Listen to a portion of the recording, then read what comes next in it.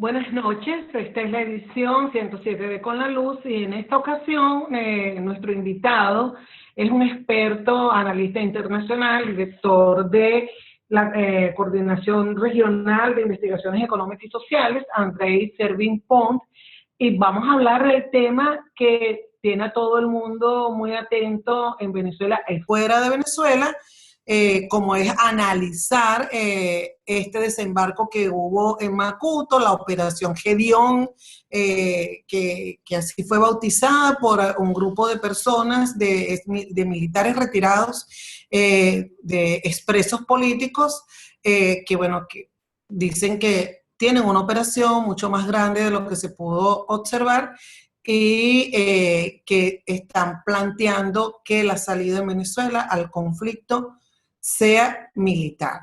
Andrés, muchas gracias y bienvenido a Con la Luz. No, por favor, gracias por la invitación. La verdad que es un placer poder estar acá hablando con vos y con todo el público. Gracias. Fíjese que en su Twitter usted publicó que sin importar los resultados de la Operación Gedeón, estoy convencido de que tendrá una película producida en Hollywood en unos años. Esto lo escribiste antes de que empezaran a desenvolverse, a conocerse algunos otros acontecimientos, porque te pareció muy fantasioso lo que estaba pasando, porque a algunas personas les pareció ilógico, muy rocambolesco lo que se estaba mostrando de esta operación.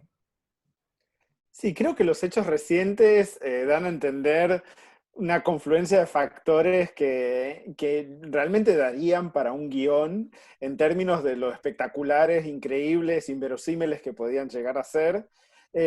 También pareciera tener las características casi de cliché del cine hollywoodense o de las nuevas producciones que podríamos ver de Amazon o de Netflix. Estoy pensando en la serie Jack Ryan o muchas otras en las cuales se combinan las tramas geopolíticas y de confluencia y competencia entre las potencias con tramas más a nivel nacional y conspiraciones y agencias de inteligencia y mercenarios. Y ese fue un poco el espíritu del tuit en ese momento. O sea, lo que estamos viendo realmente a veces parece sacado de un guión de películas y capaz ese elemento que cuesta discernir cuánto es cierto, cuánto es verídico, cuánto es fantasía, cuánto es especulación o cuánto es propaganda, que también tenemos que tener en cuenta eso, hace que parezca realmente algo salido de la gran pantalla y no de la realidad nuestra de todos los días, ¿no? Ahora, bueno, tú has analizado el parque de armas en Venezuela, sabes cómo se maneja incluso esta dinámica de los ejércitos y de las armas y del poder de fuego. En algún momento hacías un análisis de lo peligroso que podía ser y que podía ser, está siendo evaluado por algunos países que en una eventual situación de violencia armada en Venezuela, pues hubiese esa cantidad de armas en poderes de personas que no pertenecían ni a las Fuerzas Armadas ni a las Fuerzas de Seguridad. Cuando ves va avanzando esta operación Gedeón, aparte de que pudiese parecer algo de película y que hay una narrativa que tiene que ver también con la propaganda, aunque con unos hechos que pareciesen inverosímiles, pero bueno, ocurrieron, muchos de ellos ocurrieron. ¿Qué lectura le puedes dar? Pues, o sea, que estas personas no tenían conocimiento de la forma como actúa la Fuerza Armada en Venezuela, de los grupos organizados que hacen la llamada inteligencia social, de las propias dificultades que pudiera significar un ingreso a través del mar. Sí, creo que, a ver, hay un par de elementos que a mí me llaman la atención y que están buenos para tener en cuenta. Primero que todo, no tenemos todavía claridad de las dimensiones de la operación. O sea, una cosa es lo que se ha dicho públicamente, otra, tanto de un lado como del otro.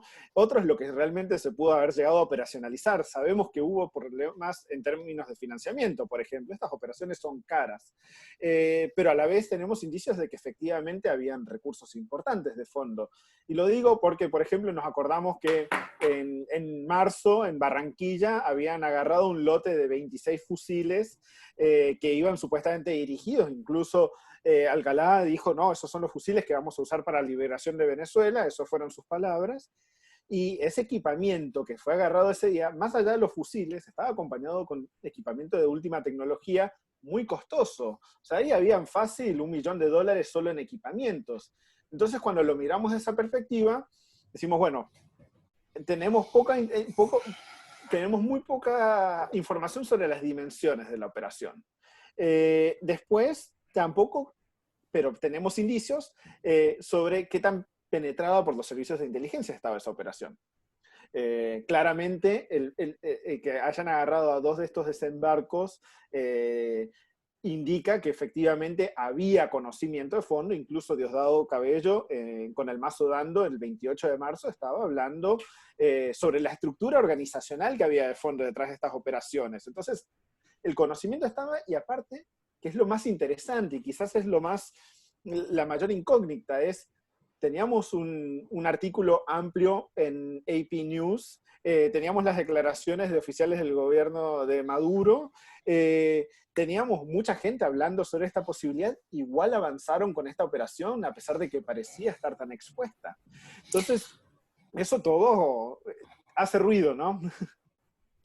Claro, hay 2 hipótesis que también planteaba en algún momento, que era que la nota de AP, esta nota para las personas que se están integrando, estoy hablando con Andrés Servín Pont, quien es un analista internacional, pero además es un experto en el tema de Fuerza Armada, de equipamiento, de armas, también en términos de análisis y de cómo se mueven, cómo son los movimientos de las Fuerzas Armadas y de los grupos armados en toda Latinoamérica.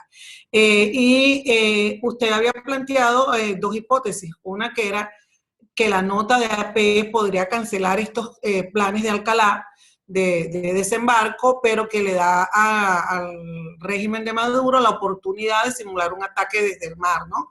Y luego, bueno, muestran el operativo como exitoso, plantan armas y elementos allí capturados en otros operativos, que fue lo que inicialmente se pensó, porque, bueno, evidentemente, según los expertos, la escena del crimen estaba intervenida por la forma como se tomaron las fotografías y se mostraron estos equipos aparentemente decomisados de esta intervención en Macuto. Y luego tendríamos esta otra hipótesis, que el ataque existió, hacia allá parece que va avanzando según los hechos que se han ido conociendo en las últimas horas, y que sirvió de distracción para un desembarco mayor. Ya ha dicho usted que no tenemos todavía idea del alcance de la operación y que este desembarco podía ser en otra ubicación. ¿Qué tiene? ¿Estas hipótesis las sigues manteniendo o estás trabajando en otras hipótesis? A ver, yo creo que la mayoría de las hipótesis que hoy estamos viendo, tanto las que trato yo como las tratan otros analistas, por lo general no son mutuamente excluyentes, sino complementarias.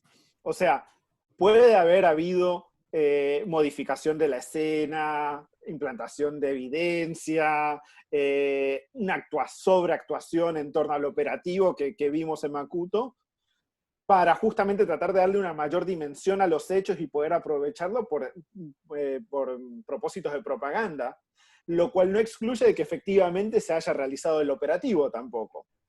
En cuanto a la posibilidad de que efectivamente haya habido otros desembarcos y que en verdad haya más personal en tierra vinculado con este grupo que vimos operando y que en parte ha sido capturado, tiene que ver con el despliegue a nivel nacional de la Fuerza Armada. Y no es solo la Fuerza Armada, es la Fuerza Armada, es la milicia, es los servicios de inteligencia, son los grupos especiales de la policía y de los servicios de inteligencia. O sea, es un despliegue no menor. Esto no es, o sea, va un poco más allá del show, de la propaganda, de querer mostrar fuerza, y efectivamente siguen atrapando gente, siguen encontrando evidencia, lo que claramente significa que efectivamente consideran que realmente la amenaza es más amplia que los sujetos y el material que ha sido capturado. Entonces, volviendo a la idea de si una hipótesis o la otra, creo que van de la mano, porque también hay una utilidad, ¿no? O sea, es útil para el régimen de Maduro hoy por hoy mostrar un éxito militar cuando hace nada se les hundió un patrullero de la Armada lidiando con un buque desarmado, o sea, lo que fue una humillación absoluta para la Armada. Entonces, también hay una utilidad bastante importante en poder mostrar un éxito a la hora de salir a capturar esto, pero pareciera también ser mezclado con esto, de que, bueno, realmente parece que hay más gente en Venezuela, hay más operadores, hay más armas, hay más planes, y que estos siguen por lo menos tratando de ejecutarse, y por eso se requiere este despliegue tan grande, que realmente es un despliegue grande el que estamos viendo. El capitán Nieto Quintero, que se atribuye junto a Jordan Goudreau,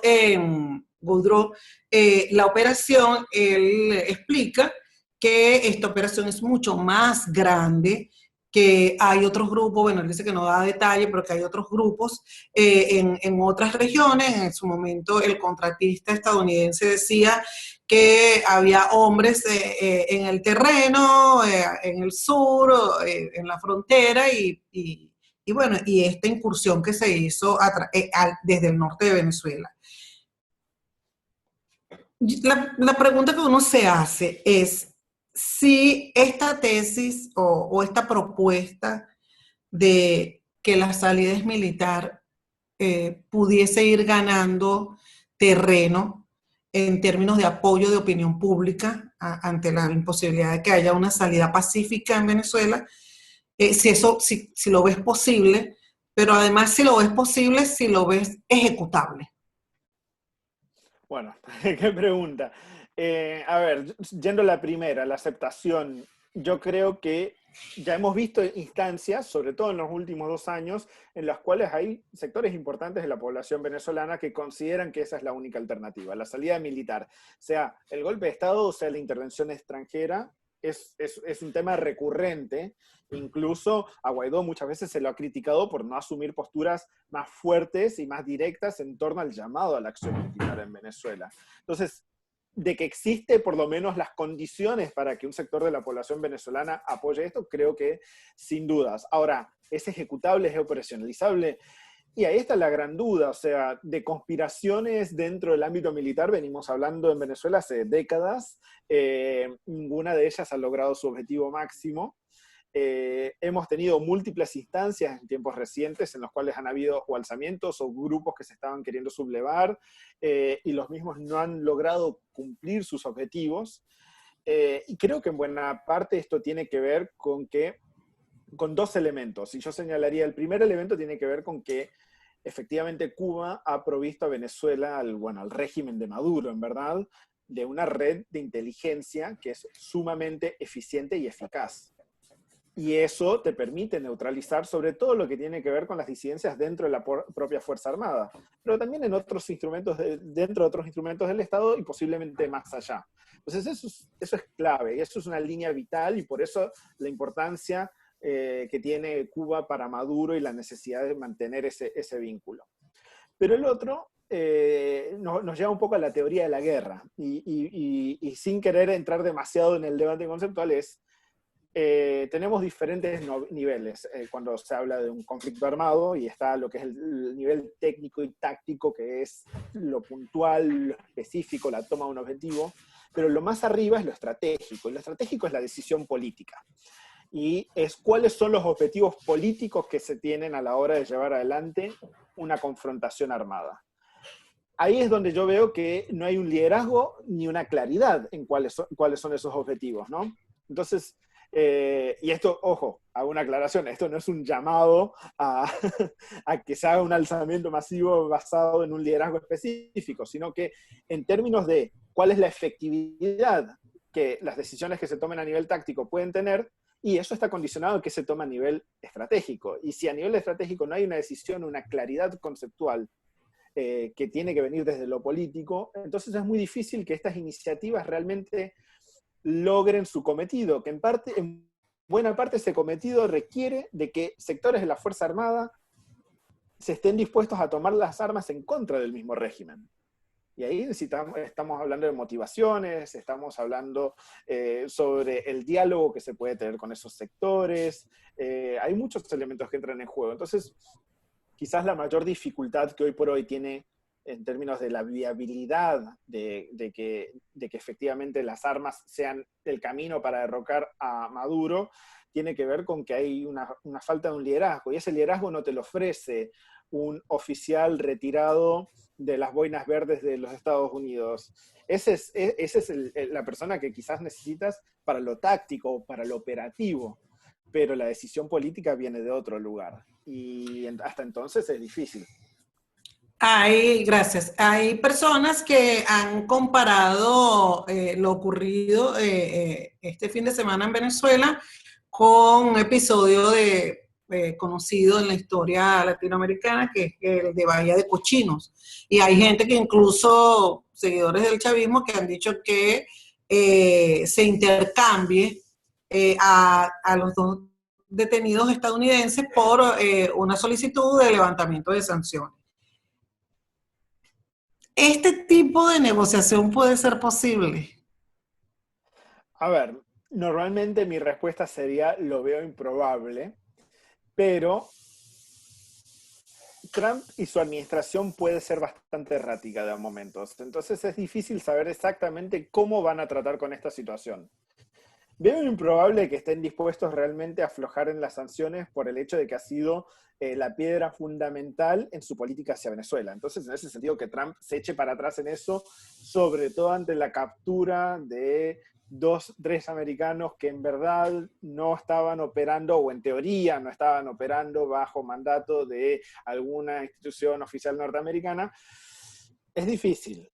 Yo lo veo improbable. Ahora, que esos norteamericanos capturados que están hoy en manos del régimen en Venezuela puedan ser una parte esencial de cómo se va desarrollando de ahora en adelante la relación Venezuela-Estados Unidos y cómo es el diálogo o la discusión, no el diálogo, la discusión en torno a una posibilidad de transición, sí creo que ahí van a tener un peso particular, porque bueno, son norteamericanos al fin y al cabo. Claro. Mira, le quiero dar la bienvenida a todos los usuarios que se están conectando desde Periscope, en Facebook también. Y aquí en Periscope le quiero saludar a Joel Jiménez, que ya nos dio 36 corazones, Andreina Goez, María Echenagucia, Joan Moya, tengo aquí un Freelander 56. Bueno, ustedes saben que pueden hacer también preguntas a nuestro invitado, y a nuestro invitado hoy es Andrés Servín Pont, quien es experto en todo el tema de seguridad y analista internacional y director de CRIESLA, que es un centro de investigaciones económicas y sociales de Latinoamérica con sede en Buenos Aires.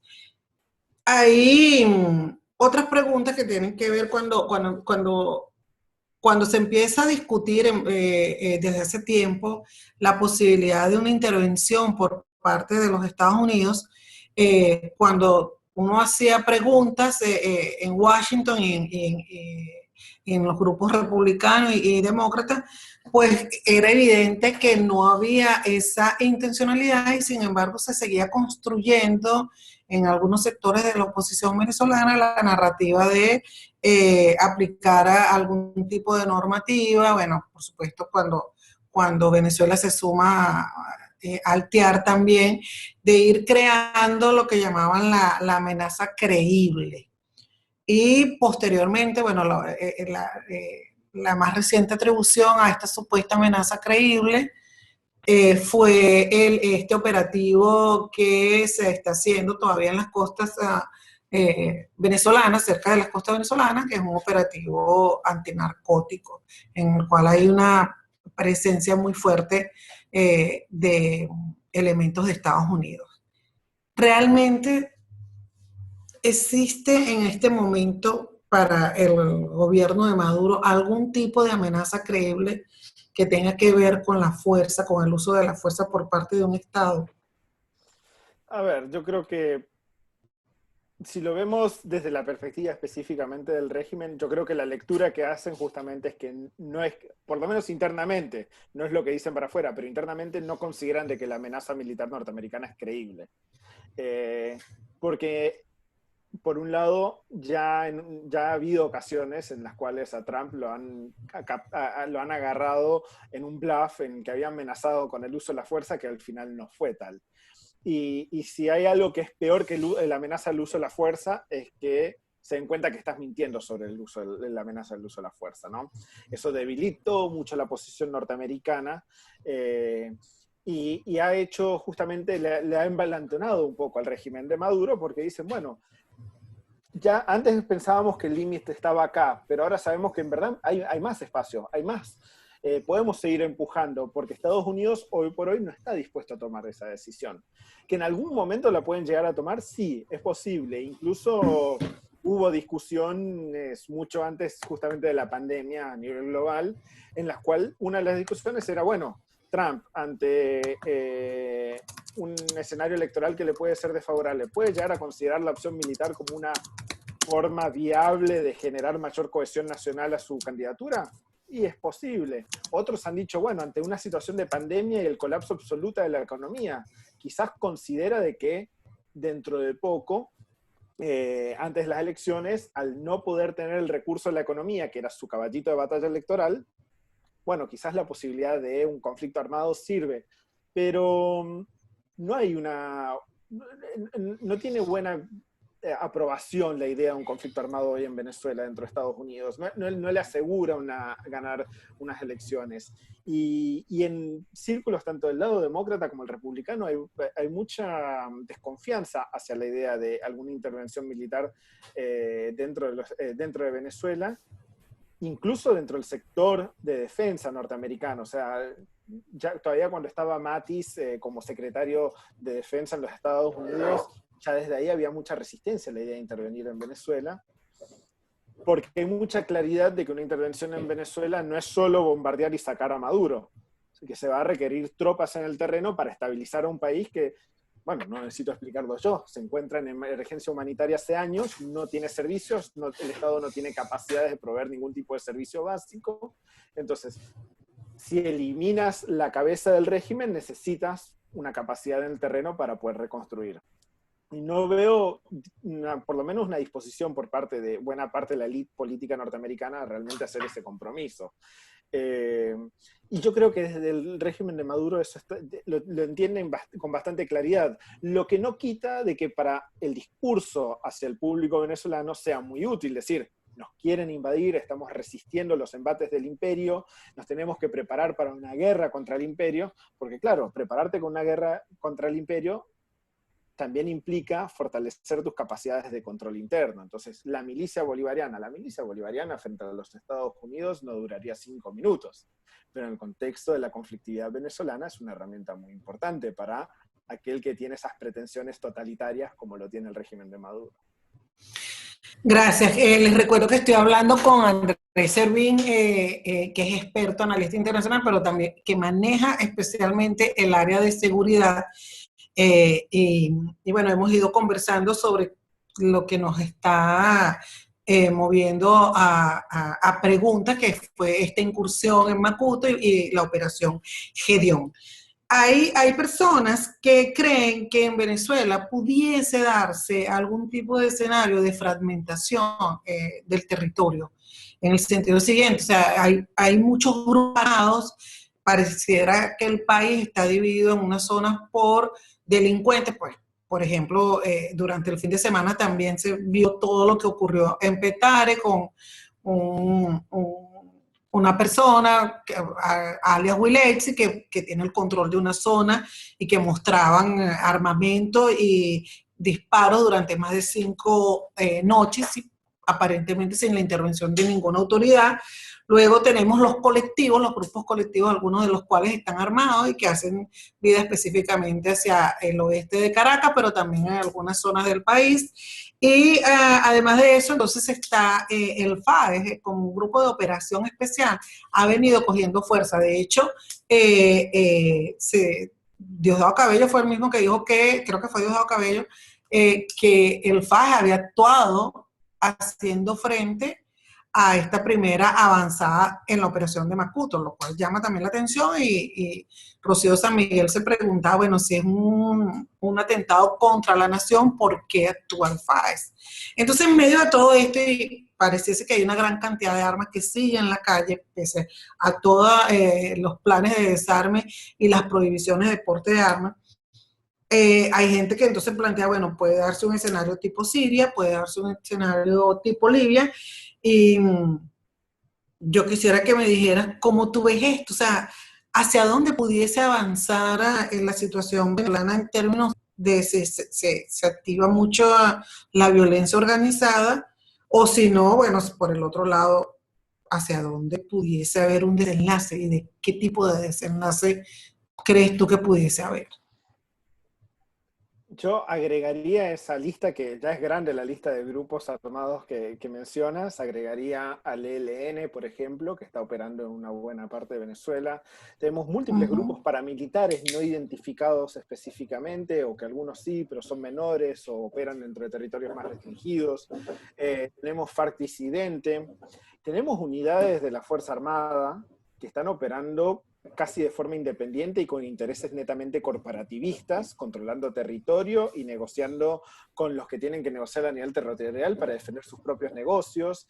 Tenemos contrainteligencia militar, tenemos, bueno, una infinidad de grupos de inteligencia, grupos especiales, tenemos fracturas dentro de la Fuerza Armada, y tenemos incluso, ya hemos visto enfrentamientos entre contrainteligencia militar y la FAES, por ejemplo, en Caracas, a la vista de todo el mundo. Entonces, eso yo creo que sí alimenta un poco esa hipótesis de la posibilidad de fragmentación.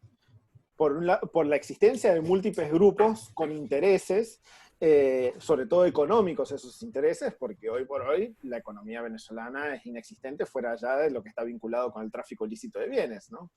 Y entonces eso empodera a todos estos grupos armados, que son los que pueden ejercer control territorial, y que a la vez están vinculados o alineados políticamente con ciertas figuras. O sea, el vínculo Diosdado-Faes es muy claro, y obviamente, y ahí claramente hubo un protagonismo de él que fue importante en ese contexto, y fue muy atinado cuando Rocío San Miguel dice, bueno, pero ¿por qué están actuando si esto no tendría que ser no tendría que ser una responsabilidad de la Fuerza Armada? Y sí, lo debería ser, pero ahí lo que pesó fue la decisión política, ¿no? Entonces, el riesgo de fragmentación puede estar, creo, a mi forma de ver, por esa existencia de una multiplicidad de grupos armados que operan en territorio nacional, pero también porque pareciera que en los últimos tiempos lo que vemos es que el régimen de Maduro se va replegando hacia Caracas. Y cada vez lo que pasa en el interior del país le interesa cada vez un poco menos. Y no sé si es una falta de interés o es un reconocimiento de la falta de capacidad o lo costoso que sería mantener un control más amplio. Entonces es más eficiente si yo me repliego a Caracas, donde concentro mi poder, mi capacidad de control, me guardo en Fuerte Tiuna, refuerzo las capacidades, cierro los ingresos y los egresos a la ciudad. O sea, desde el punto de vista táctico, volviendo a esa discusión, tiene sentido porque es más eficiente en la utilización de recursos. Los otros días yo hablaba con un amigo, un colega, y le decía, creo que es un buen momento para que empecemos a mirar otros países en los cuales hemos visto quizás condiciones similares. Y menciona Siria, y esa es la duda que yo tengo hoy por hoy, que estoy tratando de explorar un poco más, porque hay elementos que me recuerdan. O sea, Assad, en instancias iniciales del conflicto, lo que hace es que se repliega y reúne fuerzas, y desde ahí es que empieza a librar el conflicto armado, que bueno, perdura hasta el día de hoy. Pero entonces, y recordemos que, bueno, aparte de eso, tenemos lo que son las experiencias y el know-how importado, porque hoy hablamos de los cubanos hasta ahora, pero ¿cuántos hemos visto vuelos diarios de Mahan Air en estas fechas? Que están ayudando a poner en funcionamiento la refinería en Amuay, pero también no sería improbable de que haya un conocimiento que está siendo transmitido por el que es el mayor aliado del régimen de Assad en Medio Oriente. Irán y Siria son aliados de suma importancia. También está la experiencia rusa, que también han estado activos en el conflicto armado sirio. Tenemos China, que conoce el Medio Oriente, que ha visto la conflictividad en múltiples países africanos. O sea, hay varias fuentes para que el régimen de Maduro obtenga conocimiento y lecciones aprendidas de otros conflictos para ver cómo va avanzando a futuro. Y creo que en ese contexto la idea de la posibilidad de que haya un fraccionamiento mayor es posible.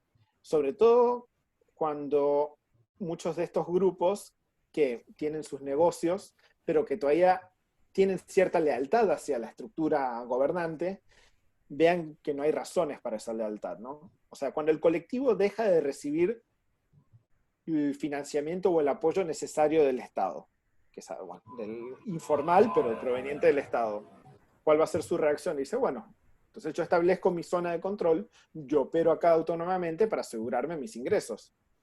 Y ahí es que empezamos a encontrar el riesgo, porque ahora aparte no son solo los colectivos, como mencionábamos, son los colectivos, son las Fuerzas Armadas, son las milicias, porque hay diferentes milicias, ELN, FARC y todo eso. Ahí es muy preocupante ese escenario, sin duda. Muy preocupante. Claro, gracias. Mire, tenemos una pregunta, ya vamos, y con esto vamos a cerrar. El usuario @prepara pregunta, ¿por qué el gobierno aún no ha apresado a Guaidó? Podemos lucubrar sobre eso, pero ¿qué piensa el entrevistado sobre esta situación? Yo creo que hay una razón que es clave. El chavismo históricamente, y lo hemos visto mucho en los últimos años, siempre es muy cuidadoso con la simbología y el peso que pueden tener ciertas acciones en lo simbólico, ¿no? Y a la hora de mostrarse internacionalmente, a pesar de que es un régimen que está sumamente aislado, de que se ha retraído la política exterior venezolana en los últimos años masivamente, vino de ser una política exterior incluso sobredimensionada para la realidad geopolítica venezolana durante los años del chavismo, a retraerse por falta de recursos, impericia, una serie de razones. Pero hay elementos que desea preservar para decir, no, somos un Estado democrático. Y cuando nosotros vemos cómo se construye el discurso de sus aliados en el exterior, vemos cómo es útil, cómo entra en juego. Porque algo típico, y lo menciono estando acá, aprovechando que estoy en Argentina, cuando vos ves a figuras del kirchnerismo defender al régimen de Maduro, una de las primeras cosas que dicen, si fuera una dictadura, Guaidó ya estaría preso o muerto. Entonces no es una dictadura. Y eso es muy útil, sobre todo en las instancias internacionales, porque a pesar de que todos sabemos de los centros clandestinos, de las desapariciones forzadas, de los asesinatos, de los presos políticos, de la violación sistemática de los derechos humanos, hay ciertos elementos que tienen un peso simbólico que es importante. Y en ese sentido, ahí el régimen de Maduro sí piensa estratégicamente. Y entiende, a mi forma de ver, entiende que le cuesta mucho más caro internacionalmente un Guaidó preso que uno libre. Entonces yo creo que viene por ese lado. Gracias. Bueno, ya llegamos al final de esta conversación, muy agradecida con Andrés Servín Pont, quien es analista internacional y miembro de esta coordinación regional de investigaciones económicas y sociales con sede en Argentina y con una visión que yo creo que es importante, que la visión que usted nos muestra de cómo maneja muchísima información y análisis de información de lo que ocurre en Venezuela, a pesar de que incluso el tema militar en Venezuela es como una gran caja negra, pues hay mucho secretismo y mucha opacidad. Sin duda. Muchas gracias. No, por favor, ha sido un placer. Muchísimas gracias. Hasta luego.